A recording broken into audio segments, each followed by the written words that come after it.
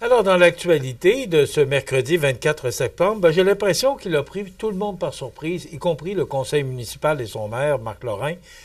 Félix Michaud, après 25 ans, quitte la ville de Montmagny pour d'autres projets.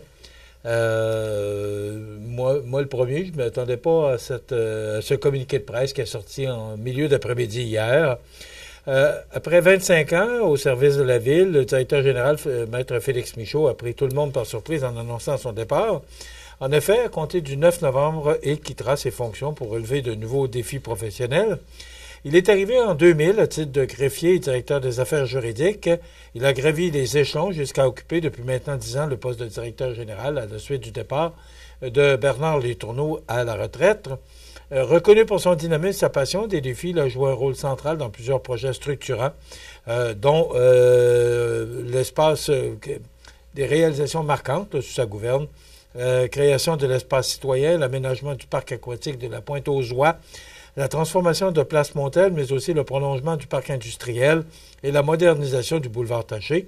Aussi, le circuit des Trois-Ponts, la conversion de l'ancien hôtel de ville et diverses ententes intermunicipales en sécurité incendie, dont celle avec Cap-Saint-Ignace. Autant de dossiers qui ont contribué à moderniser et à renforcer Montmagny. Excusez-moi. Il ne faut pas oublier aussi son implication dans le projet de complexe culturel et sportif, toujours en développement. Mais on devrait procéder à l'appel de terre d'ici le printemps prochain. Du moins, c'est l'information qu'on a.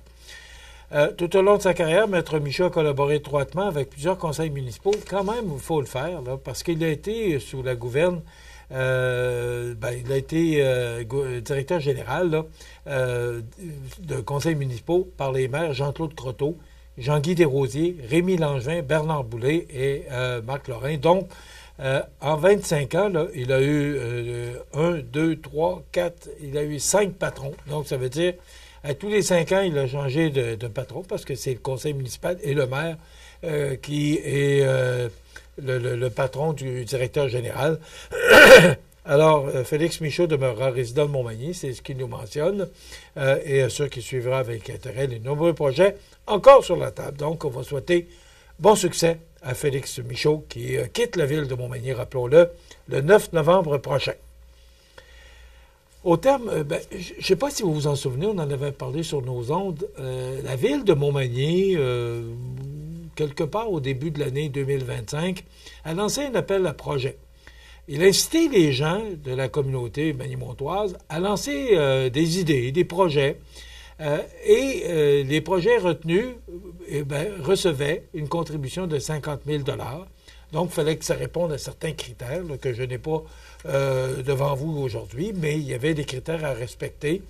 Et celui qui a remporté la palme, c'est le rajeunissement du parc du Tortillard. On a entendu Mme Marie-Pierre Coulombe, qui est l'instigatrice de ce projet. Et le parc du Tortillard, qui a plus de 50 ans, a obtenu 50 000 $. Et Mme Coulombe l'a mentionné, là, le parc du Tortillard avait besoin de beaucoup d'amour. Il en a reçu. Et aujourd'hui, c'est magnifique, ce parc-là, qui est situé sur l'avenue des Cheminots, ou la rue des Cheminots. Je ne sais pas si c'est une avenue ou une rue, c'est pas grave, c'est pas ça qui est important. Ce qui est important de retenir, c'est que le parc des Tortillards a reçu 50 000 $ pour rajeunir ce parc-là. Et on sait que tout ce coin-là, du sud de... Excusez-moi, je perds la voix ce matin. Alors, tout ce quartier-là du sud de Montmagny, parce que ça s'est développé beaucoup, le sud du boulevard Taché et non du sud de Montmagny, là, mais ça s'est développé beaucoup et il y a beaucoup de jeunes familles qui habitent ce coin-là. Donc, ce parc-là est très utilisé. Alors, je trouvais que c'était une bonne idée. Moi, je trouvais comme journaliste, mais le conseil municipal a reçu, puis en passant, là, c'était tous de beaux projets et j'ai l'impression qu'on va, j'espère même, qu'on va répéter cette expérience-là parce que là, c'est une belle amélioration dans notre ville que le rajeunissement du parc du Tortillard. Donc, bravo à cette idée du conseil municipal actuel. Bravo à Mme Marie-Pierre Coulombe qui a eu l'idée de rajeunir et de procéder à des rénovations du parc du Tortillard sur l'avenue. Si vous avez le temps de passer par là, sur la rue des Cheminots, vous pourrez voir, c'est à peu près là, au centre de la rue, là, vous pourrez voir les rénovations. Excellent reportage également de Mario Lacombe. La semaine dernière, on a reçu M. Patrick Dupont, qui est Pierrick Dupont, qui est venu nous parler du show d'automne, un événement festif qui a confirmé son importance au cœur de la communauté de Bellechasse, organisé par Agir collectivement dans Bellechasse, en partenariat avec la municipalité de Saint-Henri, le CAFO Employabilité et la MRC de Bellechasse. Le rendez-vous a attiré plus de 500 personnes, dont de nombreuses familles venues profiter de cette journée de célébration. La journée a aussi été marquée par le rallye des organismes communautaires. Excusez-moi, c'est tannant, là, mais c'est ça. Réunissant 22 organisations locales, cette activité a permis aux participants de découvrir la richesse des services offerts dans la région, tout en sensibilisant à l'importance des saines habitudes de vie et du bien-être mental. Donc, le show d'automne qui s'inscrit dans la campagne de sensibilisation à la santé mentale Trajectoire. Le prochain rendez-vous aura lieu le 10 octobre prochain à la salle communautaire de Saint-Damien pour poursuivre la réflexion et l'action autour de cette cause essentielle. Le comité des usagers de Montmagny-Lillet se réjouit du succès remporté par l'activité tenue le 16 septembre dernier à la vigie de Saint-Jean-Port-Joli. Plus de 30 personnes qui ont répondu à l'invitation démontrant l'intérêt grandissant de la population pour les enjeux liés à la fin de vie et l'hébergement en CHSLD. 2 conférences gratuites figuraient au programme, dont les soins et l'accompagnement en fin de vie à la Maison d'Hélène, qui a permis de mieux comprendre les services offerts à cette maison reconnue de la région. Et la deuxième conférence se préparait pour l'entrée en CHSLD en compagnie de ses proches, qui s'est attardée aux principales préoccupations des familles.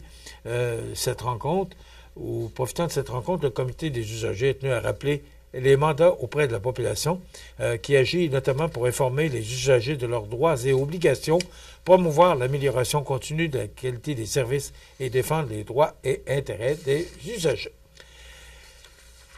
Maintenant, sur la scène provinciale, nationale et internationale, d'abord, on peut parler que, vous savez, je ne sais pas si vous entendez sûrement parler, d'abord, vous avez vu là, que votre compte de taxe a augmenté au mois de janvier dernier, parce que la valeur de votre propriété a beaucoup augmenté depuis quelques années. On sait que à chaque 3 ans, la MRC de Montmagny réévalue les propriétés. Oui, vous allez dire, c'est ça pour augmenter notre compte de taxe. Oui, peut-être. D'un certain côté, ça pourrait être une raison, mais ce n'est pas la raison principale. C'est qu'on veut taxer votre propriété selon vraiment sa valeur réelle. Et la valeur réelle, pas besoin de vous dire que les propriétés ont considérablement augmenté. Les gens qui nous regardent aujourd'hui, qui ont vendu leur maison récemment, il y a, je sais pas, 30, 35, 40 ans, on payait des maisons 40, 50 000, 60 000. Aujourd'hui, ces maisons-là se retrouvent à des valeurs de 250, 300, même 400, 500 000. C'est ça. C'est ce qui fait que, oui, le compte de taxe a augmenté. Pas besoin de vous dire que le compte de taxe n'a pas augmenté nécessairement en considérant la valeur de votre propriété. Mais il y a une réalité aujourd'hui, c'est que les valeurs des propriétés ont considérablement augmenté, faisant augmenter, oui, le compte de taxe, mais faisant augmenter aussi l'argent qui va dans vos poches lorsque vous décidez de vendre votre propriété. Alors, c'est quand même, si on regarde par rapport à l'augmentation de votre compte de taxe, l'augmentation de votre propriété, on s'entend que c'est quand même très intéressant. Je ne sais pas si vous avez eu l'occasion de regarder M. Trump à la télévision hier, qui s'est déchaîné contre l'ONU et l'Europe. Il a notamment violemment attaqué les politiques migratoires de ses alliés. Et il a parlé de excusez-moi, là, je cherche les changements climatiques. Voilà. On appelle ça l'ennemi juré d'un animateur, les blancs de mémoire. Il dit que c'est une arnaque par rapport au changement climatique. On sait qu'il n'est pas très changement climatique, mais il a parlé 55 minutes alors que chacun des participants doit prendre 15 minutes. Et là, tout le monde l'a écouté. On n'avait pas le choix. en passant, le télésouffleur ne fonctionnait pas et l'escalier roulant ne fonctionnait pas aussi. On sait que les États-Unis sont le pays, ou serait le pays qui donne le plus à l'Organisation des Nations Unies. Il n'a pas manqué d'en parler. Mais 55 minutes, et il a mentionné, entre autres, là, que la plupart des dirigeants occidentaux n'ont plus le cœur à rire depuis le retour au pouvoir des républicains. C'est pas lui qui l'a mentionné, c'est l'article qu'on note ce matin dans le Journal de Québec, mais aussi qui se dit qu'il n'a pas été supporté par l'ONU parce qu'il aurait réglé cette conflit ou cette guerre. Alors, M.